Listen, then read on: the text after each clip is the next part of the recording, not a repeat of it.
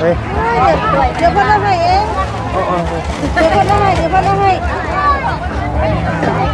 เอ้าเรียนมันจบเองเดี๋ยวพ่อถามปัจจัยมาขายละบาทนี่บ่นี่มาเด้อน้ำหวานน้ำหวานเนาะถูกแก่ก้นคนกันหลายสมควรพี่น้องไอ้มือนี่เอ้า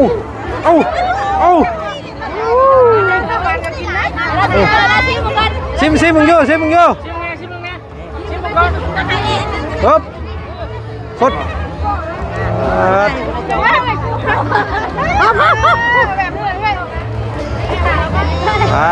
โถปุ๊บปุ๊บเคาะให้คักให้แน่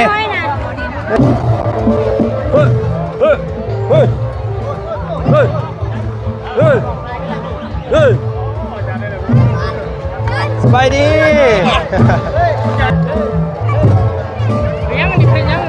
จังหวะนี้แล้ว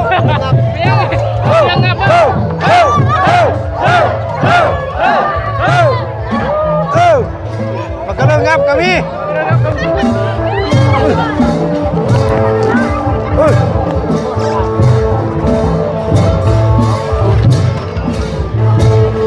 ได้สองรอบพี่น้องเลยเนาะ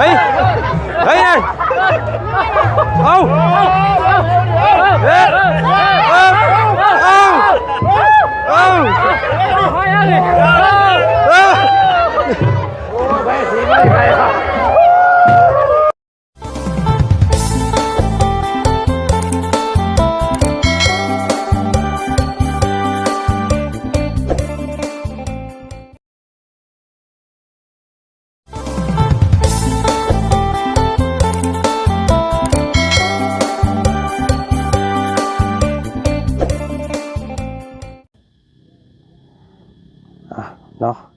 ตอนนี้เป็นเวลาเนาะที่ขู่คนเพิ่นกำลังเจาะจ้องพี่น้องเลยเนาะกับน้ำหวานแซ่บๆเนาะของพวกเฮาเนาะตอนนี้ชาวบ้านเพิ่นก็กำลังมาเต้ามาโฮมพี่น้องเลยหลายขู่หลายคนเนาะน้องน้อยเพิ่นก็มาหุ่มใกล้ๆกับกระติกน้ำหวานหรือว่าของหวานพวกเฮานี่แหละเนาะก็ย่านน้องเพิ่นเฮ็ดโต๊ะเฮ็ดตังมันยันมันโยดใส่เด็กน้อยอยู่พี่น้องเอ้ยเนาะเนาะคลิปนี้ก็ขอโทษขออภัยพี่น้องเอ้ยเนาะเพราะว่าลืมเปิดไมค์เนาะทางเบาบุญเพิ่นจับข้องให้พี่น้องเอ้ย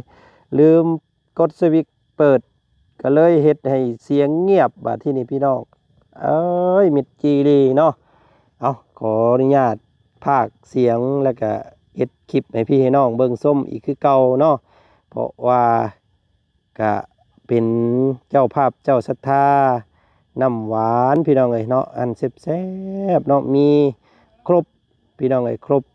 เนาะมีทั้งรอดซองมีทั้งสิงคโปร์พี่น้องเอ้ยเนาะน้ำต้มน้ำหวานแบบขุ่นๆเนาะพี่น้องเนาะกินนี่รับรองแซ่บแน่นอนพี่น้องเอ้ยเนาะ ก็ต้องขอบบุญขอบคุณเด้อเนาะทางเมกับพ่อใจดีสำหรับเจ้าภาพทางน้ำหวานพี่น้องเนาะก็ขอบคุณขอบใจทางพ่อขอโทษขออภัยเนาะทางแม่คำตุยพี่น้องครับพ่อบุญเลี้ยงเนาะพ่อหักแม่หักเพิ่นอยู่พังต่างประเทศพุ่นแหละพี่น้องเนาะก็ส่งปัจจัยมาให้ทางบ่าวจันเป็นสะพานบุญให้คือเก่าพี่น้องขอขอบใจพ่อกับแม่เด้อเนาะที่นำของแซ่บๆพี่น้องเนาะแจกให้ทางชาวบ้านเนาะ ได้ดื่มได้รับลิ้มลองรสชาติแบบบานๆเนาะมีน้ำแข็งใส่น้ำพี่น้องเอ้ยเนาะเอาเพื่อบ่เป็นการเสียเวลาพี่น้องเอ้ยบ่เว้าหลายใหญ่กันห่างทางบ่าวจันก็ตักจอกแรกแหกมานไปเลยเนาะทางป้าใหญ่แล้วก็อินเพิ่นแล้วก็ทางป้ามีน้ำพี่น้องเอ้ยทางสามีทางเอ้ยมีเพิ่นเนาะเพิ่นมาซอยเวียกทางแม่น้องเซอเพิ่นมาแล้วพี่น้องเอ้ยนี่ซอยกันมีแต่ผู้หญิงทั้งนั้นเลยพี่น้องเอ้ยเล็กๆน้อยๆเนาะส่วนหลายมีน้องๆที่เพิ่นเป็นเยาวชนที่มาพรนะพี่น้องเอ้ยกะกับขอโทษขออภัยเนาะคลิปนี้บ่มีเสียงมิดจี้เลยพี่น้องเอาตอนนี้เนาะกะทางบ่าวจันนี่สิเอาตัวนี้ก่อนน้ำหวานพี่น้องเอ้ยนี่เห็นบ่แซ่บๆแซ่บๆนำกันเนาะเป็นจอกไปได้แบบนี้เลยพี่น้องเอ้ยเนาะยกแบบคนหนึ่งต่อจอกหนึ่งเนาะผู้ใดกินไวก็มาเติมได้เนาะผู้ใดกินหวานได้หลายก็ได้เปรียบพี่น้องเอ้ยเนาะนี่โอ้แต่กล้องเขาก็จนสิเวียนหัวพี่น้องเอ้ยเนาะเซียนพุ่นเซียนพี่โยเพื่ออยากให้เบิ่งบรรยากาศนะเพิ่นก็ได้เอานี่เอาตักพี่น้องเอ้ยเนาะกะสำหรับทางบ่าวจันกับผู้พี่น้องเอ้ยเขกคนผู้พี่น้องเอ้ยหลายเนาะหอบซ้ายหอบขวาอยู่โอ้ยอย่าหมุนไวหลายเด้อกล้องก็ได้เนาะผู้เบิ่งเพิ่นสิอ้วกได้หั่นพี่น้องเอ้ย เอานี่ใส่แนวตักแบบนี้พี่น้องเอ้ยให้แบบง่ายๆเนาะกินแบบสบายๆพี่น้องเอ้ยเนาะนี่อันนี้ปลาใหญ่อันนี้อาอินพี่น้องเอ้ยเนาะน้องสาวตักจนบ่ทันพี่น้องเอ้ยเนาะเพิ่นหุ่มมาหลายลีคนน่ะพี่น้องผู้เพราะว่ามันสิมีของทางเอ้ยบุญน้ำเนาะสาวบุญบ้านนาแล้วก็สิมีทางโรงทานจักผู้ใดผู้หนึ่งพี่น้องเอ้ยเนาะแจกบ่คือกันเนาะทางบ่เตียงเพิ่นตอนนี้ยังบ่ทันมาพี่น้องเอ้ยยังบ่ทันมาเนาะ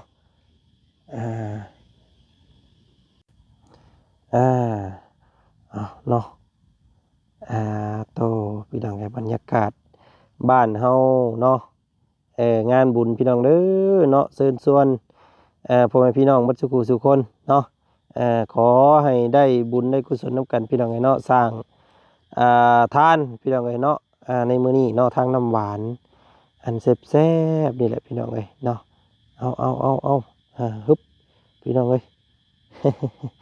มาเด้อน้ำหวานน้ำกันน้ำหวานเนาะน้ำหวานแซ่บๆเนาะใส่น้ำแข็งน้ำพี่น้องไอ้เย็นยามเที่ยงเนาะมื้อนี้อากาศก็ถือว่าเป็นใจได้พี่น้องไอ้เนาะบ่มีฝนแดดก็บ่ปานใดพี่น้องไอ้เนาะก็พอดีฮุบฮูนะพอดีกำลังม่วนๆได้สำนี้กำลังพอดีพี่น้องเอ้ยเนาะเอาตักพี่น้องเอ้ยตักไปยาวๆเนาะโอ้ยตากล้องเขาก็ได้เนาะสายกล้องพุ่นพี่โยพี่น้องเอ้ยเนาะผู้เบิ่งก็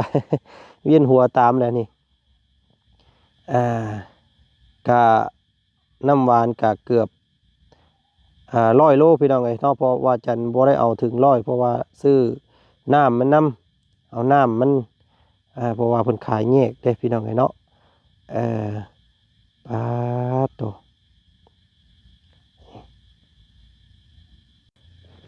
นี่เป็นบรรยากาศช่วงตอนที่บ่จันแจกน้ำหวานเนาะพี่น้องเนาะโรงทานน้ำหวานแล้วก็น้ำดื่มนี่สิขายดีเฉพาะดีโดพี่น้องเอ้ยเนาะดีโดน้ำยุดน้ำหวานนะเนาะน้ำแบบว่าบุ่นนะพี่น้องเอ้ยคนนี่เพิ่นมักเนาะส่วนหลายเนาะน้ำนี่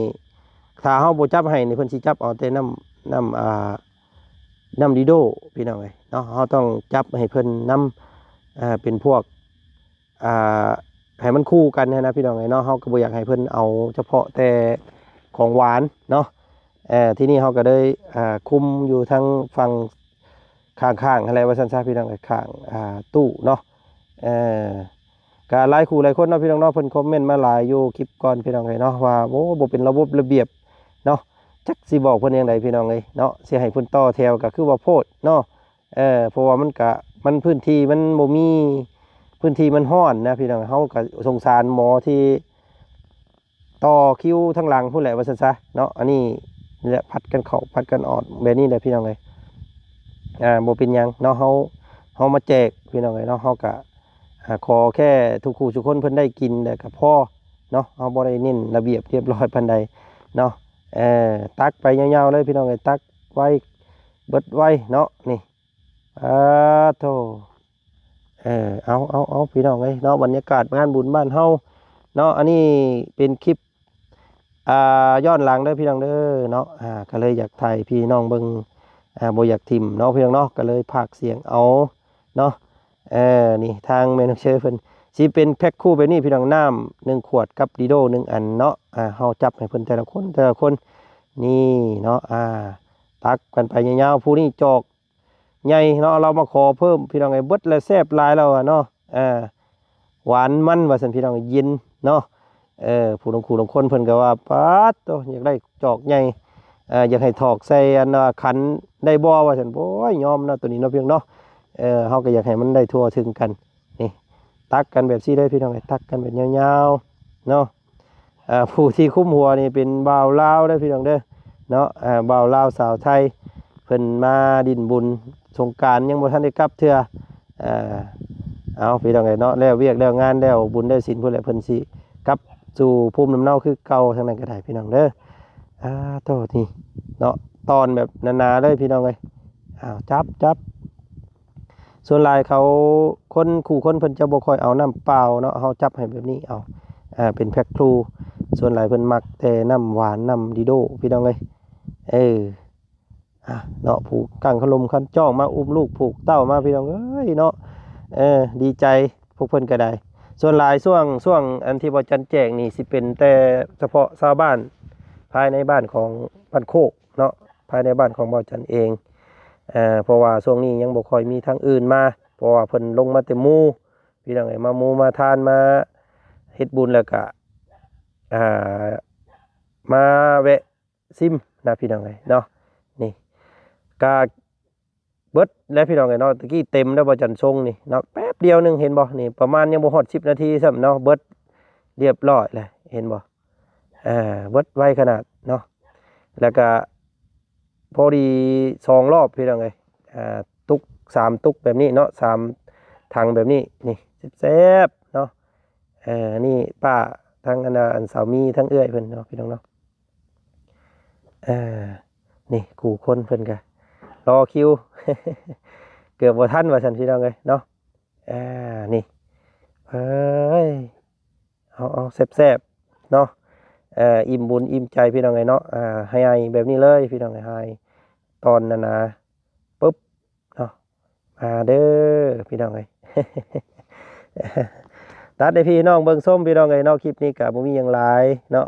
ถ่ายทำแบบยาวๆเบิ่งการแจกข้าวแจกของพวกเฮาเนาะพี่น้องเนาะเสียงกระซิบแหบแน่ผู้ภาคก็ได้พี่น้องเอ้ยเนาะเพราะว่ากินน้ำหวานแน่เมื่อวานนี้ก็ได้เนาะยอมรับอยู่ว่าตัวเองกินแค่จอกแรกแหกมานี่ลีพี่น้องเอ้ยเนาะคลิปนี้บ่ได้ซิมหลายเนาะซิมจอกเดียวเกือบบ่ทันเพิ่นอันนั้นก็ได้พี่น้องเอ้ยเอ้ยผู้บ่ได้แว่งมาเฮือนมาซ่านเลยคลิปนี้พี่น้องเอ้ยเนาะรอบนี้ถือว่าจัดให้เฉพาะแขกคนโดยเฉพาะเลยเนาะเคาะแล้วพี่น้องเอ้ยทั้งนี้ก็ได้เงียงชนแล้วพี่ทางป้าเตอร์เพิ่นโจมมาอีกทุกนึงเนาะมาแบ่งอีกมาทางป้าเพิ่นผสมอยู่ข้างหลังพี่น้องเอ้ยเนาะพี่บรรยากาศเนาะกูคนเพิ่นกำลังพี่น้องเอ้ยกำลังซิมกันอยู่ตอนนี้ก็ได้เนาะม่วนเนาะหลายคู่หลายคนพูดปุดออกปุดเข้าช่วงตอนบ่จันใจเพิ่นยังบ่ค่อยชุลมุนกันปานใดพี่น้องเอ้ยเนาะเพราะว่าคนก็บ่ค่อยหลายช่วงนี้นะเนาะยังบ่ได้เต้าบ่ได้โฮมพอไปลึกพี่น้องเอ้ยเนาะก็มีเฉพาะบ้านเฮาช่วงนี้เนาะกินกันแบบยาวๆโอ้ถือกุบมาใส่มาอันนั้นพี่น้องเอ้ยผู้ทุกคนก็ได้เนาะเฮ็ดเนาะ ตักพี่น้องเอ้ยนี่โจมมาเติมอีกเนาะอยู่ข้างหลังบ้านเฮามาเนาะบุกต่อทางน้องเชอเพิ่นก็แม่แจกน้ำพี่น้องเอ้ยเนาะอยากเฮ็ดบุญเพิ่นก็ได้ลูกสาวเนาะลูกสาวนี่ก็ได้เบี้ยขนาดได้พี่น้องเอ้ยเนาะ